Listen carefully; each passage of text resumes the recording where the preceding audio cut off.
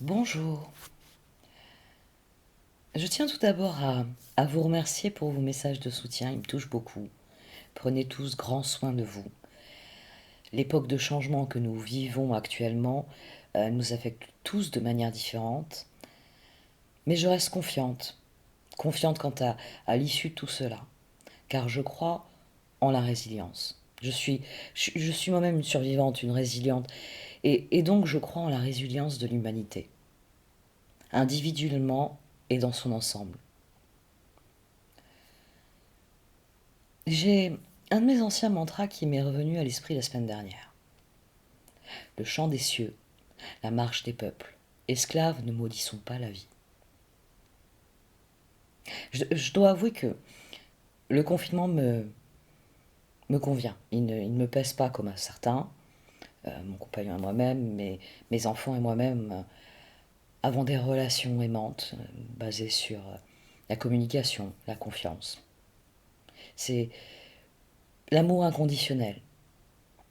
Notre mode de vie était décroissant depuis des années, donc nous ne vivons qu'une seule privation réelle, c'est de ne pas pouvoir descendre à la plage comme nous le faisons tous les jours de beau temps.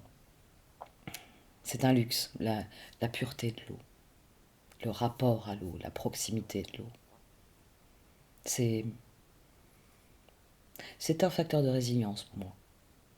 C'est un lieu spécial pour moi ici, à Esport de Mer. C'est un lieu spécial, très spécial dans mon histoire familiale, dans mon histoire personnelle. Bon, pour en revenir à mon mantra, il m'a poussé à relire Une saison en enfer. C'était pas un des livres de ma pile de bouquins à lire, qui ne descend jamais beaucoup, même si je lis plusieurs livres par semaine. Mais heureusement, Rimbaud m'attendait sur une étagère et il m'a réenchanté de nouveau. C'est pour ça que je vais vous lire son poème Matin. Enfin, poème, son texte. N'eus-je pas une fois une jeunesse aimable, héroïque, fabuleuse, à écrire sur des feuilles d'or? Trop de chance! Par quel crime, par quelle erreur ai-je mérité ma faiblesse actuelle? Vous qui prétendez que des bêtes poussent des sanglots de chagrin, que des malades désespèrent, que des morts rêvent mal, tâchez de raconter ma chute et mon sommeil. Moi, je ne puis plus m'expliquer, pas plus que le mendiant avec ses continuels pater et ave Maria. Je ne sais plus parler. Pourtant, aujourd'hui, je crois avoir fini la relation de mon enfer. C'est bien l'enfer, l'ancien, celui dont le Fils de l'homme ouvrit les portes. Du même désert, à la même nuit, toujours mes yeux, las, se réveillent à l'étoile d'argent. Toujours sans que s'émeuvent les rois de la vie, les trois mages, le cœur, l'âme, l'esprit. Quand irons-nous, par-delà les grèves et les monts, saluer la naissance du travail nouveau, la sagesse nouvelle, la fuite des tyrans et des démons, la fin de la superstition, adorer les premiers, Noël sur la terre, le chant des cieux, la marche des peuples. Esclaves, ne maudissons pas la vie.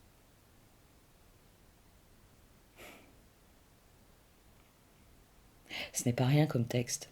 C'est pas pour rien d'ailleurs que Rimbaud est un de nos poètes les plus emblématiques. Ces mots, issus du passé, résonnent encore si fortement aujourd'hui. Car oui, le changement est là.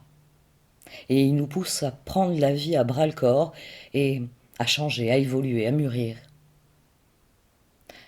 Alors à présent, lève-toi et marche. C'est ce dont je parlais début mars. Toute résilience commence par une décision. Lève-toi et marche. Le moment est venu de faire de meilleurs choix. Au niveau individuel d'abord. Ensuite viendra le collectif. Parce que c'est l'effet papillon qui régit l'univers. Parce qu'ainsi va le karma. Nos décisions affectent l'univers tout entier. Le moment est venu de laisser parler nos consciences en faveur du plus grand bien. Le chant des cieux, la marche des peuples. Ou encore selon mon très cher Camus, à force de vous le citer, vous allez le connaître vous aussi par cœur, l'homme absurde dit oui, et son effort n'a plus de cesse. S'il y a un destin personnel, il n'y a point de destinée supérieure, ou du moins, il n'en est qu'une, dont il juge qu'elle est fatale et méprisable. Pour le reste, il se sait le maître de ses jours. Parce qu'ainsi va l'humanité. Tel le rocher, elle roule encore. Car l'humanité, l'univers est résilience. Et nous sommes des composants de cet univers. Nous sommes la mosaïque qui colore l'univers. Après tout, notre monde est ce que nous en faisons. À chacun de prendre la responsabilité de ce qu'il crée dans cet univers.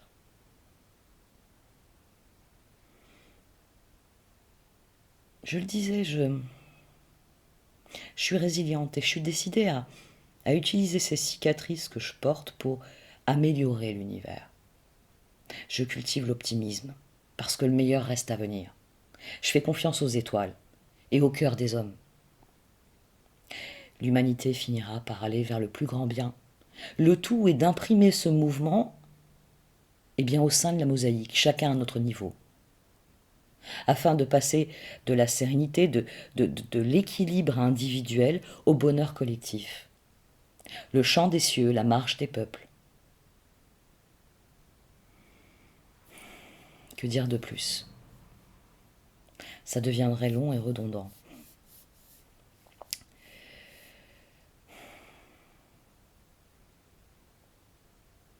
Que chacun prenne ce dont il a besoin.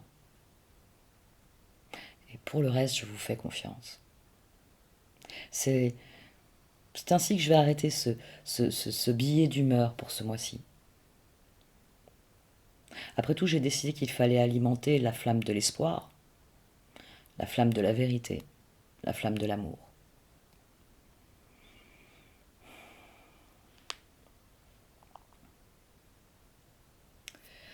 En ce qui concerne ce point, l'amour, le plus grand moteur, la plus grande force, celle qui anime chacun de nous,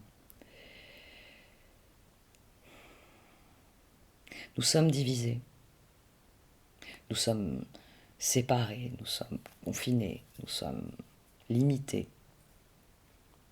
Divisés, ça reste le mot-clé.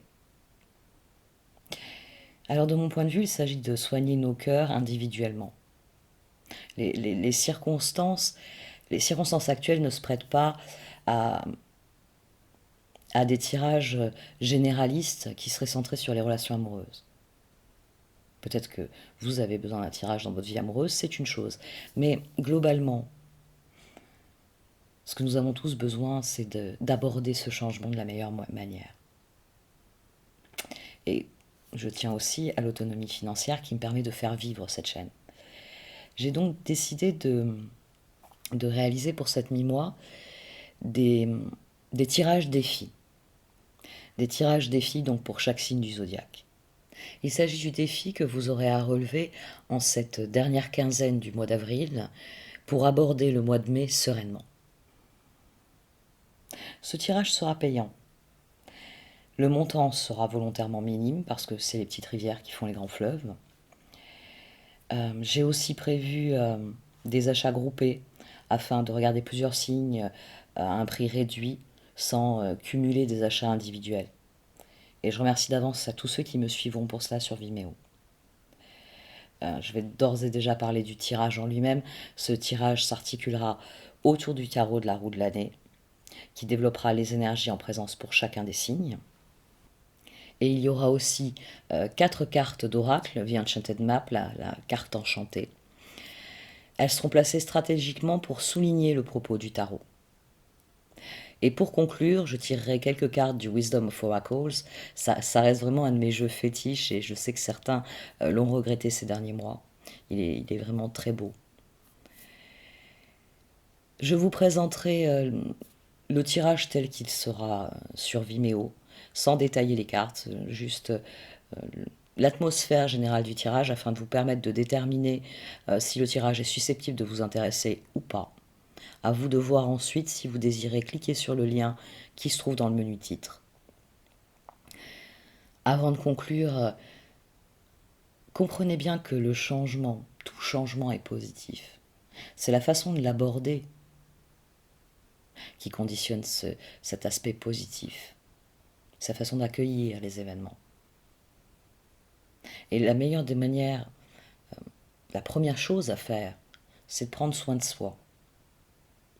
Donc ma plus grande recommandation pour chacun d'entre vous, c'est de prendre grand soin de vous.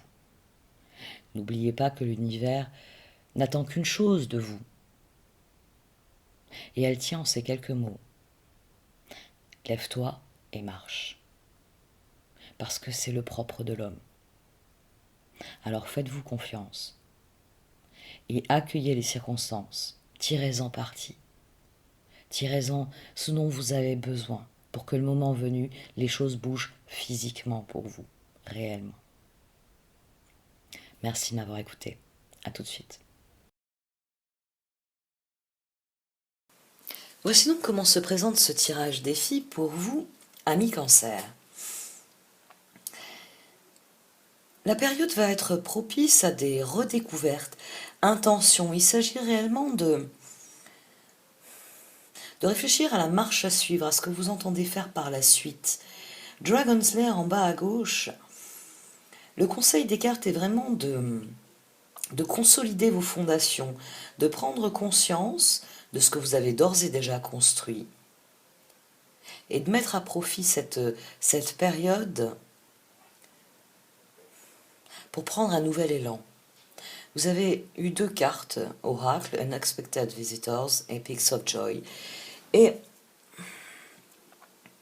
il s'agit réellement de comprendre que les événements actuels, que le changement que vous vivez, que les bouleversements de vos projets servent vos intérêts, qu'ils font partie du trajet. Vous avez Dry Desert en bas à droite.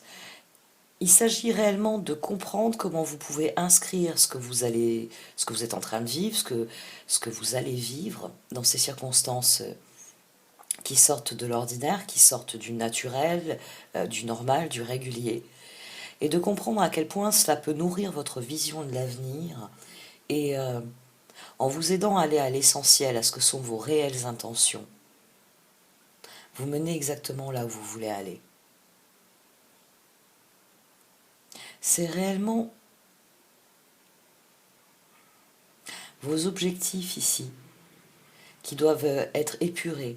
Certains aspects de vos projets peut-être qui doivent être repassés au crible quant à la manière dont vous entendez les mettre en œuvre, quant aux moyens que vous comptez mettre en œuvre. Ça vous permettra réellement de ressortir de cette expérience fortifiée, que ce soit Dragon's Lair ou Dry Desert. C'est vraiment des cartes qui fortifient. Il y a une fortification de l'âme, du chemin. On acquiert beaucoup plus de discernement quant au chemin qu'on entend suivre. Vous avez d'ailleurs le char juste au-dessus à droite. C'est une situation inattendue qui, par les changements qu'elle va générer, va vous aider à atteindre vos objectifs. C'est ainsi qu'il faut voir cette situation pour vous ici, d'après les cartes. Je vais arrêter ici. Si vous le désirez, vous pouvez me suivre pour l'extension du tirage sur Vimeo. Le lien se trouve dans le menu déroulant. Merci de m'avoir écouté. N'hésitez pas à liker, à commenter ou à partager cette vidéo. Au revoir.